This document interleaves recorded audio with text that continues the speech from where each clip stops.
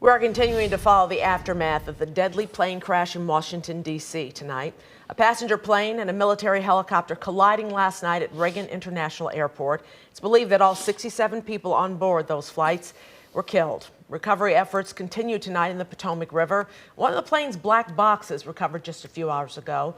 Washington Post is reporting there's another close call just 24 hours before. In that case, the plane had to abort its first landing because a helicopter had been near its flight path. And so more questions are being raised tonight. And WGN Shannon Halligan is here with the very latest. Yeah, it's very early in the investigation. There are, of course, a lot of questions about what went wrong, but we're already seeing a lot of blame being thrown around.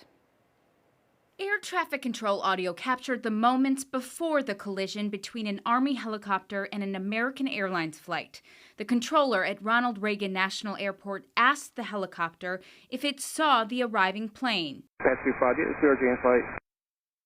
Pass 25, pass line is CRJ. Soon after, the two aircrafts collided.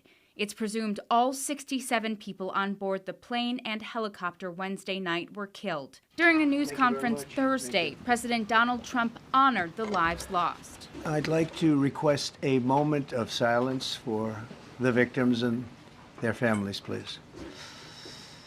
Soon after, back at the Oval Office, the president signed a presidential memorandum on aviation safety, asserting that policies meant to promote diversity, equity, and inclusion contributed to the crash. In other words, competence. Yes, sir. Elevating competence over everything else instead of the DEI policies that were pursued by the Biden administration. I think everyone understands that. Mr. President, to be clear, are you saying race or gender played a role in this tragedy? It may have. I don't know. Incompetence might have played a role. We'll let you know that. But we want the most competent people. We don't care what race they are. But others were quick to respond. Illinois U.S. Senator Tammy Duckworth called the statements and assertion highly irresponsible. By saying that this was a DEI issue was basically to say that the crew in that aircraft did not belong there because they had not earned their place there. Let me tell you, as a Black Hawk helicopter pilot, as a former one, we all earned our place in that cockpit. And so shame on him for questioning the training, the commitment, the experience, the expertise of the crew that were there. They did their job until their very last moment. Investigators with the National Transportation Safety Board said they will scrutinize every aspect of this crash. As part of any investigation, we look at the human, the machine, and the environment.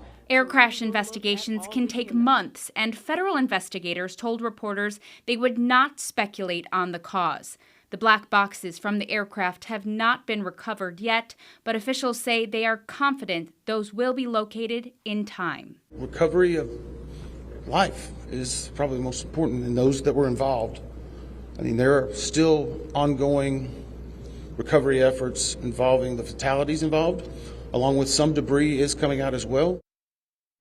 There have been reports that the FAA showed staffing inside air traffic control was not normal during the collision, but later sources spoke to the AP saying that it was normal inside the tower as positions are regularly combined when controllers need to step away for breaks or shift changes. Still, the NTSB said that they have yet to interview anyone. Those, of course, are all just some of the aspects of this entire investigation. Yeah, and they've called off the search for tonight. They'll resume in the morning.